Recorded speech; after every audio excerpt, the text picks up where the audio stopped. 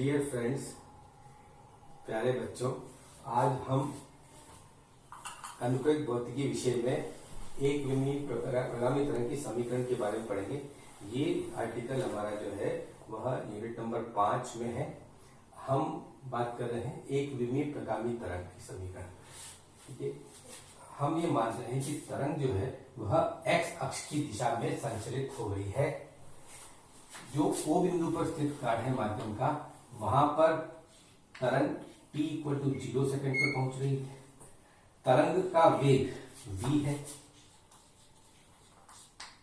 तरंग का वेग v, वेव वेलोसिटी जो है वो v है, अर्थात तरंग इस दिशा में v वेग से संचलित हो रही है।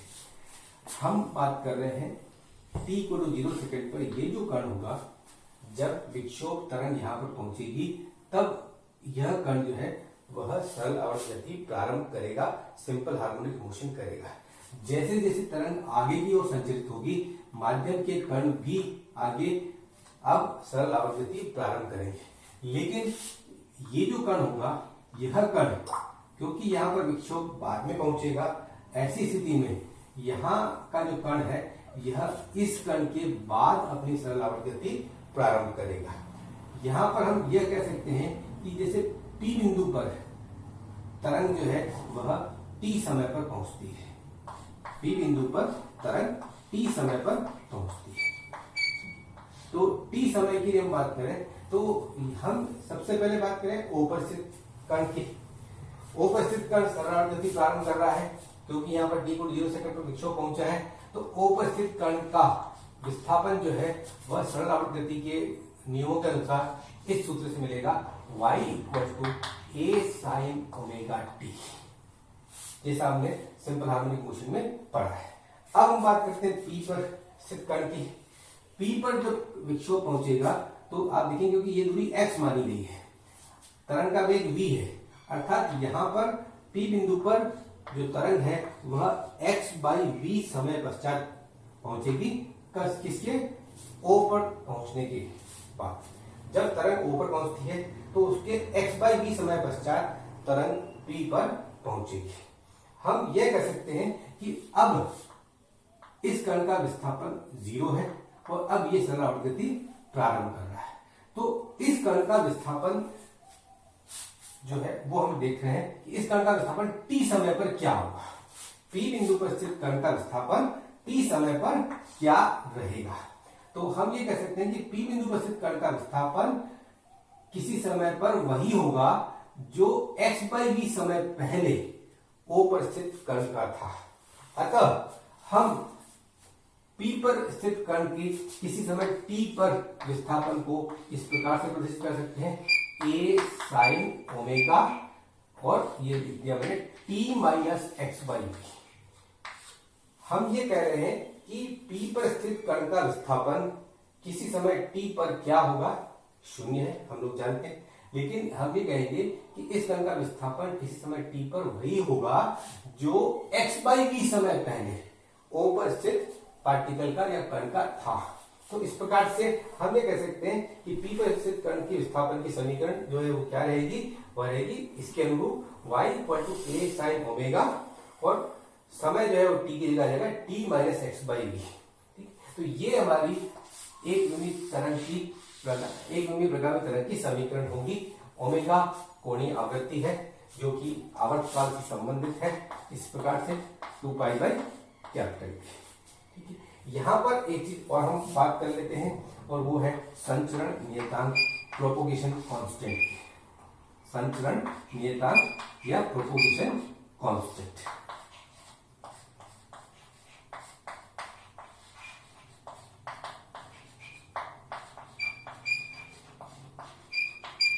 जैसा कि यहां से चित्र से स्पष्ट है कि O बिंदु पर और ये A बिंदु पर स्थित जो कण है, इन दोनों की जो है दोनों समान कला में है, अर्थात इनके मध्य कलांतर या फेज डिफरेंस 2 पाई है, और ये दोनों तरंग लैम्डा दूरी से पृथक करते हैं। हम ये कहेंगे कि O पर स्थित कण और A पर स्थित कण के मध्य दूरी लैम्डा है, और दोनों, क्योंकि आप देखेंगे दोनों की पोजीशन, दोनों क्या है कि सरल आवर्ती गति प्रारंभ करने की स्थिति में है, दोनों समान कलाम है, दोनों के मध्य कालांतर 2 पाई है। लैम्डा दूरी से सेपरेटेड जो पार्टिकल्स हैं उनके मध्य कालांतर 2 पाई है। तो अगर एक इकाई दूरी से पृथक कण हो तो इनके मध्य जो है कालांतर क्या रहेगा, 2 पाई बाई लैम्डा, और ये प्रोपोगेशन कांस्टेंट या संचरण नियतांक के कहलाएगा। संचरण नियतांक की परिभाषा यहां से हम देख सकते हैं, इकाई दूरी से पृथक कणों के मध्य जो कालांतर होगा, फेज डिफरेंस होगा, वह प्रोपोगेशन कांस्टेंट या संचरण नियतांक कहलाएगा। परिभाषा लिख देता हूं मैं यहां पर।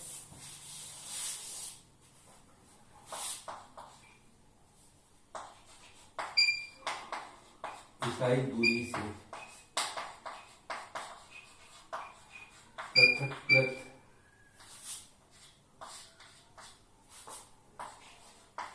कणों के मध्य कालांतर ही संचरण नियतांक कहलाता है।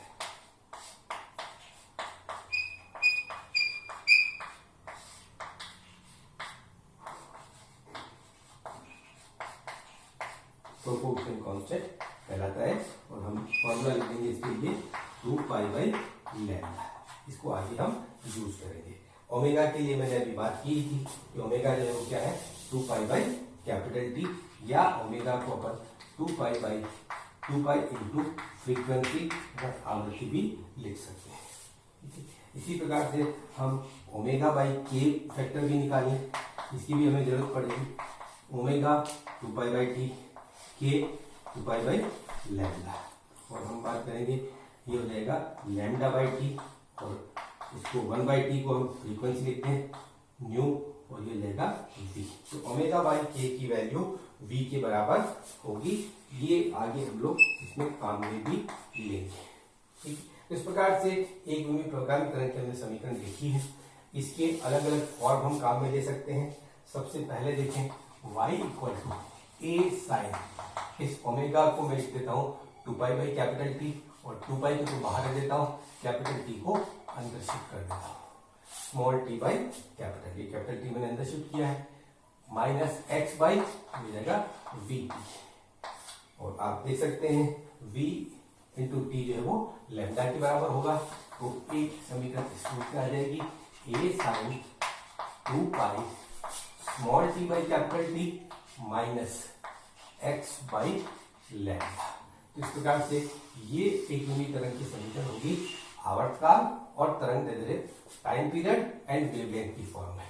ये थी कोणीय आवृत्ति या कोणीय वेग और तरंग वेग के रूप में। इसी प्रकार से एक इक्वेशन और हम इसकी फॉर्म चेंज कर सकते हैं, y equal to A sine omega, अंदर शिफ्ट कर देता हूं, मिल जाएगा omega into t minus omega by v into x. अभी आपने देखिए ओमेगा बाई के अपने पास v के बराबर आ रहा है, तो ओमेगा बाई वी जो है हमारा k के बराबर हो जाएगा। ये हो जाएगा y equal to A sine omega T minus omega by v के बराबर है k। इस प्रकार से ये समीकरण भी हमारे पास रहेगी। ये अलग फॉर्म है, ये आपकी कोणीय वेग, angular velocity and propagation constant की फॉर्म में है। तो इस प्रकार से ये अलग अलग फॉर्म हमें यूज लिखनी है, एक ये है, दूसरी ये है और तीसरी है। ठीक है, इसी प्रकार से इसको अपन वेग के रूप में भी लिख सकते हैं। तो वो इस प्रकार से लिखी जाएगी y equal to A sine, ठीक है, इसको मैं यहाँ पर लिख देता हूँ 1 बाई लैम्डा, इसमें कॉमन ले लेता हूँ। 1 बाई लैम्डा कॉमन आएगा तो ये हो जाएगा ए साइन 2 पाई बाई लैम्डा, और फिर क्या आ जाएगा इधर lambda small T by capital T minus x.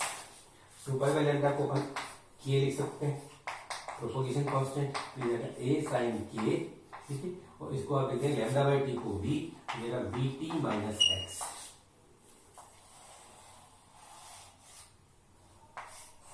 ठीक है, इस प्रकार से ये इक्वेशन भी आपके पास रह जाएगी। तो ये अलग अलग फॉर्म मैंने यहाँ पर लिखनी है। ये सारी जो है समीकरण किसकी है, एक विमीय प्रगामी तरंग की समीकरण है, जो कि पॉजिटिव एक्स एक्सिस की डायरेक्शन में ट्रेवल कर रही है, अर्थात धनात्मक एक्स अक्ष की दिशा में संचरित हो रही है। अगर यही तरंग इस दिशा में संचरित हो, अर्थात ऋणात्मक एक्स अक्ष की दिशा में संचरित हो, तो यहां पर जो है इस समीकरण में माइनर चेंज होगा। उस समय क्या होगा, पी पर विक्षोभ डिस्टर्बेंस पहले पहुंचेगा, ऊपर बाद में पहुंचेगा। हम ये कहेंगे कि पी कण का विस्थापन क्या होगा, जो एक्स बाई वी समय बाद ओ का है। तो ऐसी स्थिति में यहां पर ये प्लस साइन आ जाएगा। ठीक है, तो इस प्रकार से अगर मैं नेगेटिव एक्सिस के अलाउंस कोई वेव ट्रेवल कर रही है, ऋणात्मक एक्सिस की दिशा के अंदर इसको अगर तरंग गति कर रही है, तो उसकी समीकरण जो है वो रह जाएगी, इसमें पॉजिटिव साइन आ जाएगा जहां ये नेगेटिव साइन है। ठीक है, तो मैं सुविधा के लिए कह दूं कि इक्वेशन हो जाएगी y equal to A sine, ये लिखिए, हमने लिखा था सबसे पहले A sine omega T minus x by, ये प्लस साइन आ जाएगा यहाँ पर। ठीक है, तो आप देखेंगे नेगेटिव साइन कब आएगा, जब वेव पॉजिटिव एक्सिस के अलॉन्ग ट्रेवल करेगी, धनात्मक एक्सिस की दिशा में चलेगी, और यदि ऋणात्मक एक्सिस की दिशा में चलेगी तो उसमें यहाँ पर ये पॉजिटिव साइन आ जाएगा। इसी प्रकार से इनमें भी अपन करेक्शन कर सकते हैं, ये प्लस साइन, ये प्लस साइन, ये प्लस साइन और ये प्लस साइन। ठीक है, इन सभी में जो प्लस साइन आएगा वह तब आएगा जबकि वेव नेगेटिव एक्सिस के अलॉन्ग ट्रेवल करेगी, और माइनस साइन तब आएगा जब वेव पॉजिटिव एक्सिस के अलॉन्ग ट्रेवल करेगी। इस प्रकार से हमने एक यूनिट प्रकार में तरंग की समीकरण देखी। एक यूनिट प्रकार में तरंग की समीकरण जो है वह हमें क्या दे रही है, किसी समय t पर मूल बिंदु से x दूरी पर स्थित कण का विस्थापन। तो विस्थापन जब हमारे पास है तो हम उसका वेग, उस कण का वेग भी याद कर सकते हैं। तो इसी इक्वेशन को मैं लिख देता हूं, y equal to A sine omega T minus plus e x. ये समीकरण थी हमारी, इसमें ये विस्थापन की समीकरण है, वेग की समीकरण चाहिए। अब देखिए दो अलग अलग वेग हुए, एक तो तरंग वेग जिसको मैंने स्मॉल v से रिप्रेजेंट किया था, और कैपिटल V जो है वो कण का वेग होगा। कण का वेग क्या होगा, कण के विस्थापन परिवर्तन की दर अर्थात dy बाई dt, और ये आप लिख सकेंगे इसको a साइन का अवकलन हो जाएगा cos की फॉर्म में, cos omega T minus plus के एक्स, टी के सापेक्ष अवकलन करना है, टी के सापेक्ष अवकलन करना है तो ये हो जाएगा ओमेगा टी माइनस के एक्स का फिर से आएगा ओमेगा, ये हो जाएगा a omega cos omega T minus plus के एक्स। ठीक है, इसको इस प्रकार से देंगे, कण की वेग की समीकरण हो जाएगी a omega cos omega T minus plus के एक्स। इस प्रकार से ये कण के वेग का समीकरण होगा। ठीक है, अब इसी प्रकार से कण के त्वरण का समीकरण निकाल सकते हैं। कण का त्वरण क्या होगा, कण के वेग में परिवर्तन की दर अर्थात dv by dt। dv by dt निकालेंगे, a ओमेगा आपका एज इट इज रह जाएगा, a omega as it is रह जाएगा। और अब हम देखेंगे cos का होगा minus of sine, minus sine omega T minus plus के एक्स, और फिर ओमेगा टी माइनस प्लस के एक्स का अपन करेंगे तो ओमेगा और आएगा, फिर देगा ए ओमेगा स्क्वायर। इस प्रकार से कण के वेग की समीकरण और कण के त्वरण की समीकरण अपन लिख लेंगे। कण के त्वरण की समीकरण को और आगे मैं स्पष्ट करूं तो होगा F बराबर माइनस ओमेगा स्क्वायर ए sine omega T plus minus plus के एक्स। अब यहां से देख सकते हैं A sine omega T minus plus के एक्स वाई के बराबर है, तो कण के त्वरण की समीकरण हो जाएगी माइनस ओमेगा स्क्वायर वाई। इस प्रकार से कण के त्वरण की समीकरण, कण के त्वरण की समीकरण ये समय के रूप में, ये विस्थापन के रूप में, कण के वेग की समीकरण ये आपके समय के रूप में, और ये त्वरण की समीकरण है जिसे हम कण के विस्थापन की समीकरण भी कह सकते हैं। तो इस प्रकार से कण का विस्थापन, कण का वेग और कण का त्वरण, इन तीनों की समीकरण हमारे पास हुई। ठीक है, अब देखिए इसी को त्वरण है ये, इसको मैं इस प्रकार से लिख सकता हूं d2y बाई dt स्क्वायर। ठीक है, इस प्रकार से अपन ने एक विमीय तरंग के समीकरण को देखा। अब इसके बाद हम बात कर सकते हैं तरंग की अवकल समीकरण की। तरंग की अवकल समीकरण, जो तरंग के अवकल समीकरण है वह delta 2y by delta x square और delta 2y by delta T square को संबंधित करती है। ठीक, तो अब हम जो देख रहे हैं वो है एक विमीय प्रगामी तरंग की अवकल समीकरण, डिफरेंशियल इक्वेशन। ठीक है, हाँ देखिए y की इक्वेशन अपने पास है a sign omega T minus plus के एक्स। ठीक है, अर्थात y समय t और x दोनों पर निर्भर करता है। तो अपन delta y by delta X निकाल लें। Delta y by delta X हो जाएगा a, ठीक है, यहां मैं माइनस प्लस लिख देता हूं। ठीक है, के एक्स सॉरी a, फिर के, फिर आ जाएगा साइन की जगह आ जाएगा कॉस। इसको वापस से कर दें, delta y by delta x निकालना है, a as it is, sine का करेंगे तो कॉस हो जाएगा, cos omega T minus plus के एक्स। ठीक है, एक्स के सापेक्ष अवकलन करना है तो माइनस प्लस के और यहाँ पर मल्टीप्लिकेशन के रूप में आ जाएगा। और फिर हम इसको लिखेंगे delta y by delta x equal to minus plus, ठीक है, a k cos omega T minus plus के एक्स। ठीक है, अब इसके बाद delta 2y by delta x square भी निकाल सकते हैं। इसको फिर से अवकलन करते हैं, delta by delta x of delta y by delta x. ठीक है, तो इस प्रकार से delta 2y by delta x square निकालेंगे तो वो आपके पास आ जाएगा। ठीक है, ये देखिए अगेन प्लस माइनस आएगा तो वो प्लस हो जाएगा, ए के और फिर के स्क्वायर हो जाएगा, कॉस का कर रहे हैं माइनस ऑफ साइन। ठीक, ये हो जाएगा minus of A K square sine of omega T minus plus के एक्स। ये आपके पास delta 2y by delta x square की वैल्यू होगी। इसको इस प्रकार से भी लिखा जा सकता है, माइनस के स्क्वायर अलग कर दीजिए, A sine omega T minus plus के एक्स वाई के बराबर। तो ये जाएगा delta 2y by delta x square equal to minus K square Y. ये हमारी इक्वेशन नंबर 1 हो जाएगी। अब इसी के बाद हम delta y by delta T निकाल लें। Delta y by delta T निकालेंगे तो इसी का अवकलन करना है अपने को टी के सापेक्ष। ये हो जाएगा A omega cos of omega T minus plus के एक्स। ठीक है, फिर इसको पुनः डिफरेंशिएट करें to find delta 2y by delta T square. ये हो जाएगा delta by delta T of delta y by delta T. ठीक है, तो इसका पुनः अपन डिफरेंशिएशन कर रहे हैं टाइम के रेस्पेक्ट में। तो ये हो जाएगा delta by delta T of A omega cos of omega T minus plus के एक्स। और फिर आप इसको देखेंगे तो ये अपने पास आएगा A omega as it is, cos का करेंगे तो minus of sine, minus sine omega T minus plus के एक्स। ठीक है, और फिर ओमेगा टी का करेंगे वापस तो ये ओमेगा और आ जाएगा। इस प्रकार जाएगा minus omega square A sine of omega T minus plus के एक्स। और फिर इसको ऊपर लिखेंगे माइनस ओमेगा स्क्वायर वाई। और ये अपने पास है delta 2y by delta T square. ये हमारी इक्वेशन नंबर 2 हो गई है। ठीक है, दोनों को रिलेट करना है तो यहां से जो y का मान है वो इसमें रख दें।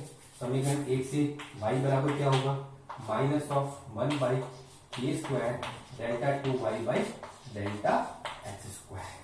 ठीक है, और ये मान y का इक्वेशन 2 में हम रखते हैं। तो इक्वेशन 2 में रखेंगे y का मान तो हमारे पास जो प्राप्त होगा मान वो आप देख सकते हैं। ये हो जाएगा delta 2y by delta T square equal to minus minus plus हो जाएगा। ये हो जाएगा omega square upon K square delta 2y by delta x square.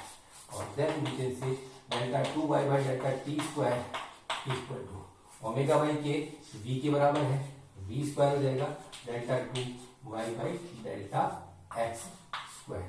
ये जो इक्वेशन होगी ये कहलाती है एक विमीय प्रगामी तरंग की अवकल समीकरण। इस प्रकार से आज हमने एक विमीय प्रगामी तरंग के समीकरण के बारे में पढ़ा।